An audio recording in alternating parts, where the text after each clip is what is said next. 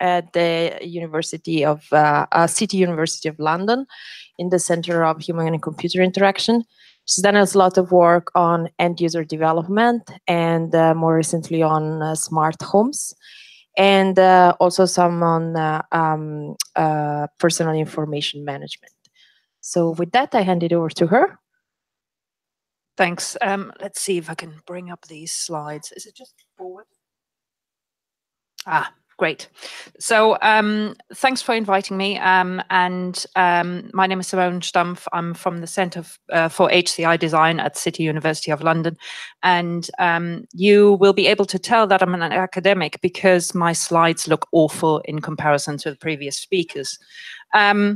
So what I'm here to talk to you about is how to design for intelligibility of smart systems. And just to introduce myself, I've been thinking about this for the last 15 years. It's not a new thing that suddenly has sprung up.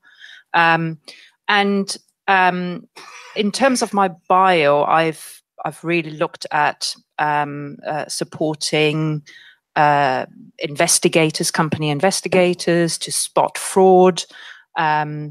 I've also been involved in the Kalo system back in the States, and that was really groundbreaking.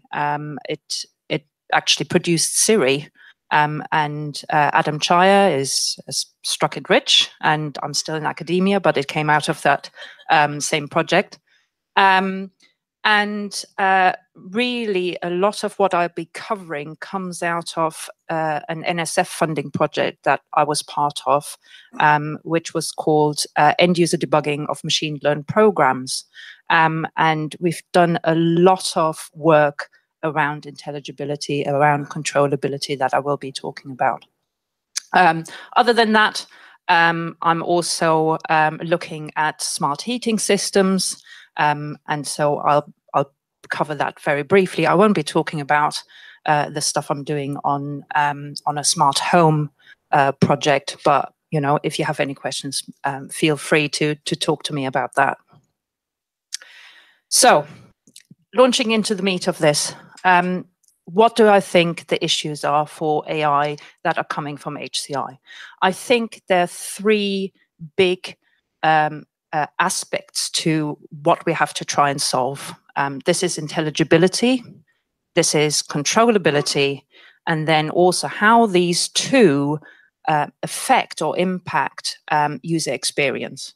And I think, there is some work out there that says, okay, they are somehow linked, but we really don't understand quite how they're linked and what to do about them. So the reason that these are important, I think, and particularly important for AI systems and smart systems, is that currently all those systems, all this AI, are like black boxes. They don't really tell the user anything about how they work, how they make their decisions, what data they're using. So what happens is that they are like this bit of magic, right? A black art to users. So they don't even have the opportunity to build a good mental model of how they actually work, right? And that has been the focus of a lot of UX design previously. We want users to have a good mental model so they understand how systems work, and particularly what to do if they don't do what they want them to do, how to fix them, right, when something goes wrong. And even though AI systems nowadays have an incredible accuracy, right? Previous speakers have covered this. Well, we're now at sort of 95% accuracy, right? But there's still 5% of, well, it's wrong. What do you do to fix that, right? What is becoming increasingly important is, well, how do we address this problem of intelligibility? So the way that I use that term is, well, intelligibility is all about making a smart system understandable by an end user or the user of the system, right? So some people have called explainability, sometimes even understandability, but to me, it's much of the same. What is intelligibility all about? Well, it's making sure that they know what the system does, right? Why it's making those decisions or displaying that behavior. And by making it more understandable, by making it more intelligible, hopefully we also make it more trustable and perhaps even more enjoyable to use. So once we have that understanding by the end user, then they should also be able to fix it if it goes wrong, right? Now, how do we get to intelligible systems? Well, intelligibility is really anything that helps end users to make, to build these good and appropriate mental models, right? And simply, it could be just by interacting with the system, right? And that's quite often how we do any kind of interaction design. We just say, okay, you use the system for a while and you discover these features, right? And that really depends on the system revealing itself over time, right? And that might be perfectly fine, but in a complex system that is supported by AI, that is supported by machine learning, that is often not enough. And you need a little bit of a boost to that understanding. And I would argue that explanations have been used in the past by AI system to get that, to achieve that. This is what I'm going to be talking about a little bit more, how to craft explanations so you give intelligibility a little boost.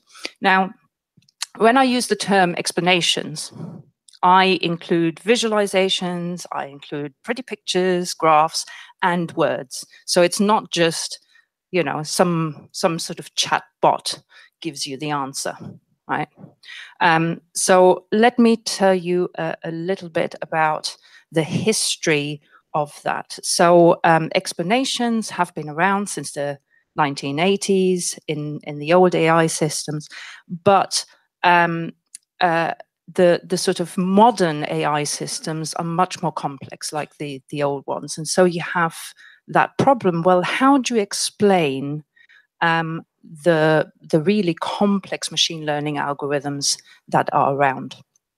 So what has been shown is that why or why not explanations work really, really well to explain like how these systems work.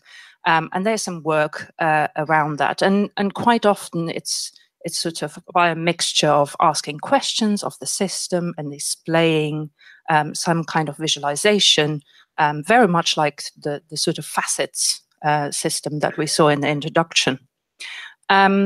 However, sometimes explaining these systems in terms of why or why not is really, really tricky, because what do you actually explain?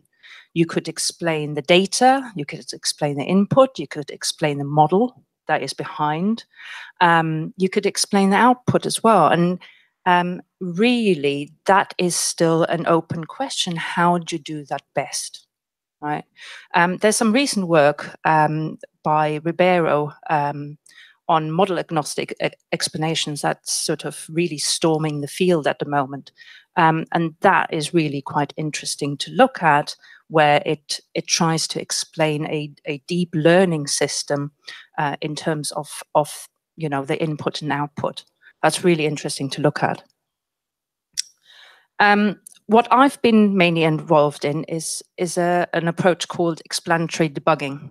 And what that combines is intelligibility with controllability. So the intelligibility is via sort of an explanation-centric approach. We display an explanation of what the system is doing.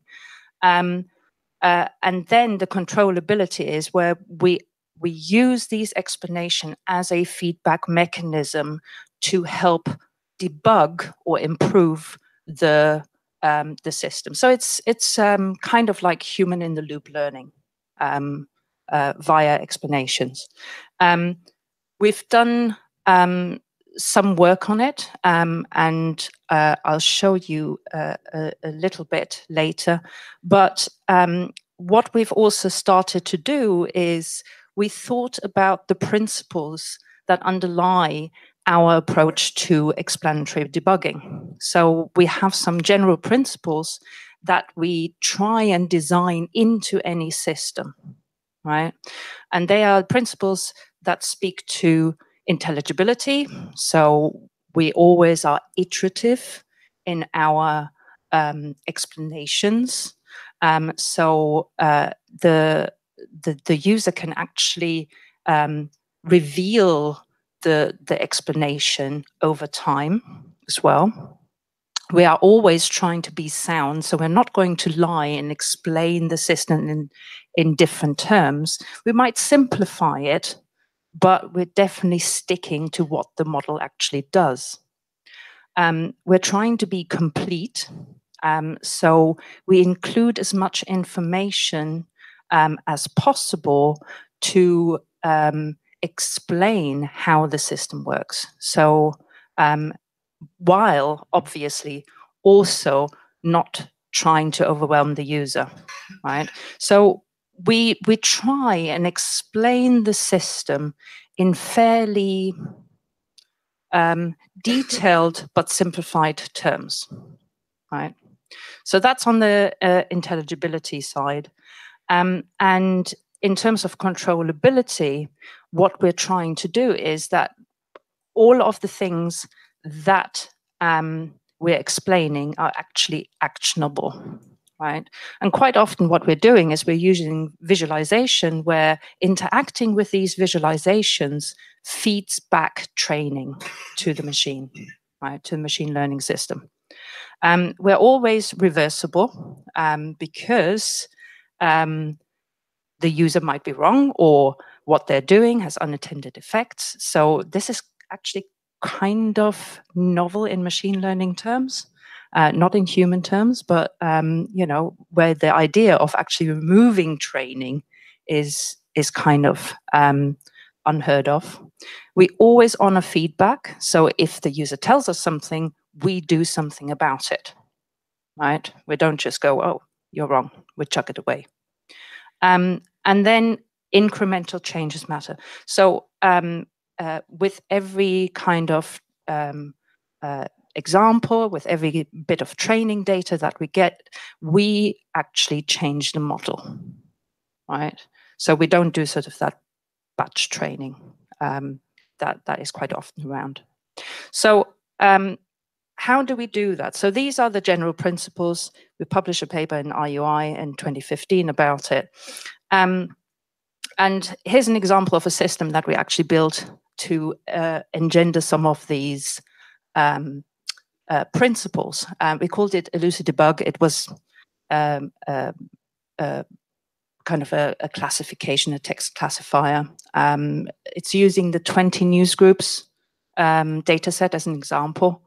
And if you just look in the middle, it looks very much like an email client, right? But what we then added was all of these explanations of how that system works. So we have things in there about, well, what is the current training data that it's looking at? What is the current prediction and the confidence level or the accuracy level? What are the features that it tends to look at right now? And if you look at this sort of bar graph down at the bottom, this displays the weights on those features, on those words, right?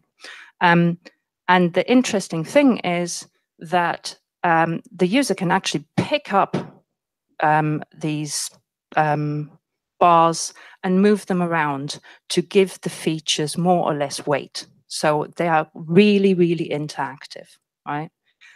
So each of these decisions is, you know, iterative, it is sound, it is complete, and yet we think it doesn't overwhelm. So we evaluated it. I go over that very, very quickly. 77 participants. They were not all undergraduates, but they didn't have any clue about machine learning systems, right?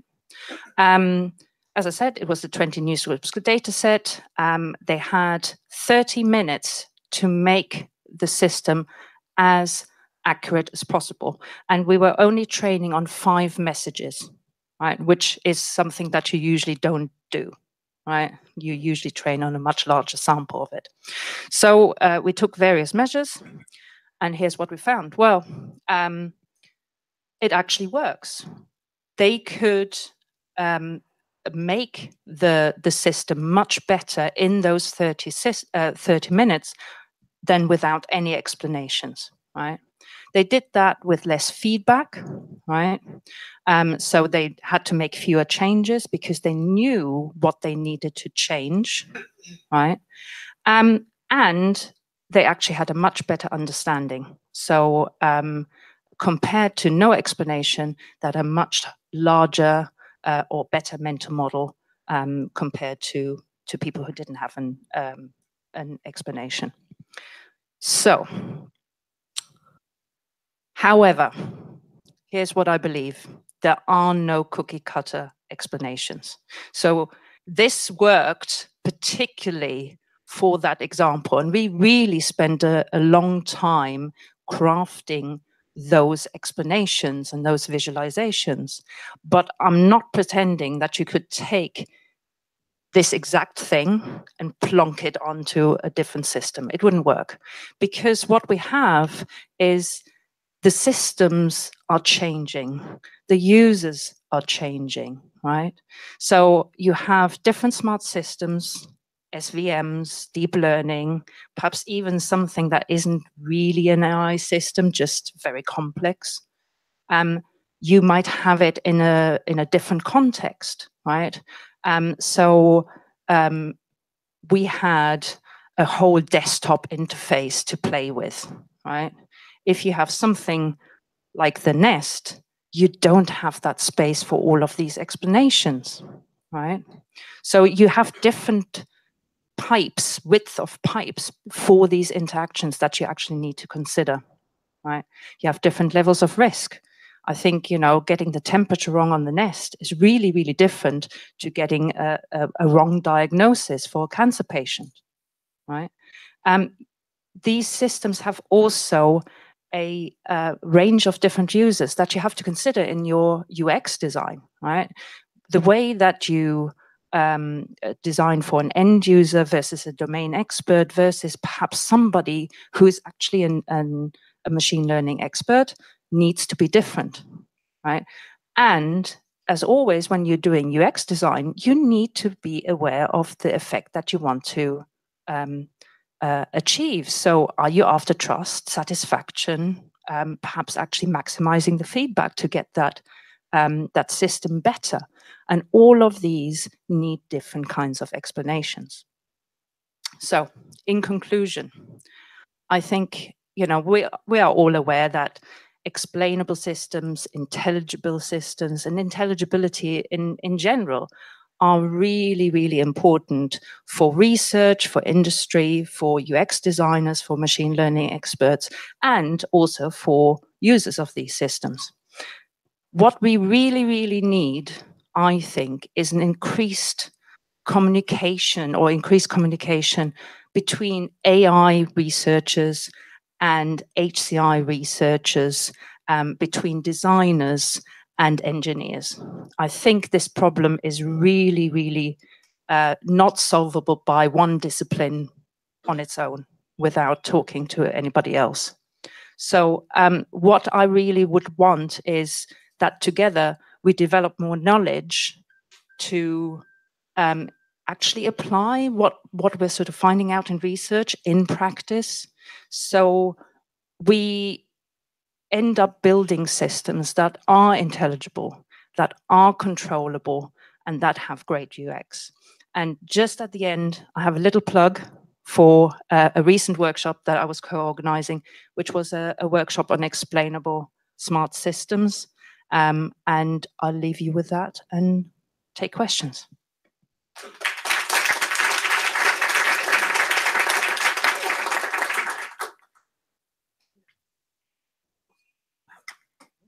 Questions for Simone? Thank you. That was fascinating. And this controllability thing seems key in terms of something like Nest or an equivalent of those things. Did you look at, as you said, that the pipe on a Nest you can't really explain with directly.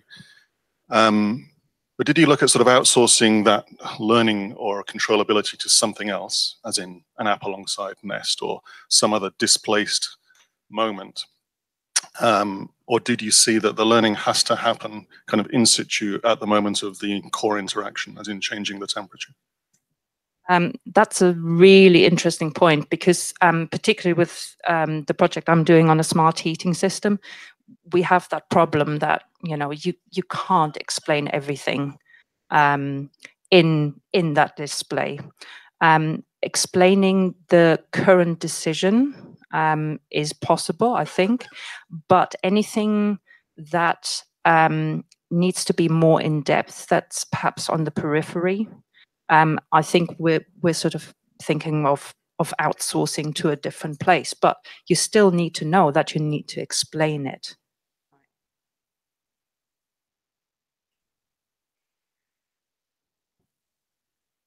So thanks so much. I was curious if or what other provocations you explored other than the try to make the system as accurate as possible to the participants. For the explanatory debugging, we focused mainly on intelligibility and controllability, because our hope was that we could actually make systems that draw on the knowledge of users much better, much quicker, right? That was the whole thing about it. And there's plenty of systems that operate in that fashion. So anything that's to do with personalization or something where you don't have a lot of training data, right? All of these systems, I think, are ripe for explanatory debugging approaches. I think this, again, coming back to the smart heating system, controllability is not it. In fact, we're going against a sort of UX mantra. We don't want users to feedback a lot, because these systems are highly optimized, and we want to stop users from fiddling with these damn things, right? So there we're actually trying to use explanation to make them not fiddle with the Nest or its equivalent, right? So I think it's sort of different approaches that need to shift from context to context. Hi, thank you for the wonderful talk. In your research, or what you've seen in literature, have you seen examples or studies done for explainable systems and how it might relate in a user's environment, such as like complex environments where there might be a lot of things going on, or they're multitasking or things like that? Yes. I think explainable AI is really, really hot right now. There's a lot of academic research being done, and a lot of that is in very complex environments, mainly because it's driven by a huge research program in the United States led by DARPA. So a lot of it is how do you actually help human and machine teams to operate efficiently, to operate at an optimal level. So there's a lot of stuff currently going on. My question is specifically about the smart meter heating systems and explaining decisions that are made. Have you yet come across the privacy implications of explaining decisions when objects that are powered by these kind of systems have shared ownership? So how are you thinking about that problem? Because it's something that preys on my mind a lot. That's actually a really interesting point, because currently these smart heating systems just display explanations, even though you usually have a multiple occupancy home, right? And so quite often it's the person who's in control, who owns the thermostat, is the one that gets to display first, right? And so I think that problem hasn't been solved at all. I think that is ripe for investigation, and it's a really, really good point. I think also, what is coming, especially with the energy networks, is that, you don't even own your heat anymore. It's controlled by the network. They're going to be switching the heat on and off, whether you like it or not.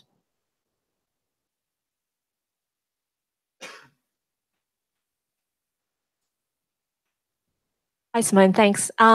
With the editable system, what was the system called? The research that you were doing? Elucid debug. Elucid debugging system. I thought some of the insights you had around getting users to label data was really interesting. So, was it in the conclusion that by surfacing, visualizing what the smart system was doing, the parameters, users were more incentivized to label? And I mean, that could, because I think right now getting users to just label data as they're progressing during the day is a massive issue in machine learning. So could this kind of visualization support in that aspect? Definitely. I think there's partly something about engagement. Even without explanations, they were able to label data, so they could just stick a label on a message. Without explanations, they were actually able to make these very pinpointed and targeted changes, right? So they also understood more where they needed to make these changes. So it worked hand in hand. But there's definitely something about engagement in there as well. We have time for one more. Other side of I was wondering if we were neglecting, our bias was against the far reaches over there. Thank you, great talk. A question, much of the explainability, often we are trying to get a secondary goal, trust, debugging, debuggability, control, fairness, we want to show that the model is fair and such. Explainability, complex models becoming harder and harder, right? I'm not up to date in all the publications, but I know it's a very complex problem. But many of the secondary goals, which often is what we want, those are tractable. So when should we focus on explainability, or instead focus on the secondary goals, which are more tractable? And when you say secondary goals, you mean trust? Trust, yes, trust you can attack by showing results, right? There are many things we don't know how it works, maybe airplanes or things like that, but we trust it because they work overall. And well, for some of it. So I think, fairness can be also attacked without understanding the model. Yes. However, I would argue that intelligibility is really one of the core things that we need to solve. You can achieve trust in some kind of way, even by just having them interact with the system repeatedly, right? However, the danger is that if they don't understand how the system works and they encounter something that they don't like, that trust is eroded, right? And intelligibility, I think, and explanations in particular, can help to give that a little bit of a boost to actually, you know, cause somebody to adopt the system, and then that leads to trust, right? Because if they don't adopt it, if they kind of have a little look and go, oh, I don't understand it, I don't like it, and stop using it, that can be a problem. And I think, you know, intelligibility is one of the cornerstones of that. Okay, I think we're going to switch over to, thank you, Simone. I think we're going to switch over to Dan. Yes, the next speaker is Dan Hill. Dan is a designer, urbanist, author. Currently, he's the associate director of the ARUP group, which is a strategy interdisciplinary service. Also doing working as advisors to some of the innovation initiatives of the UK government. Thank you. Thank you. That's Calcbright Housing Co-op, which is around the corner from here. I urge everybody to go to it. I'll explain why later. But that's where I was yesterday afternoon. So I'm a designer, as you could see, because I left my slides up there in their exposed condition. You could see I actually use guides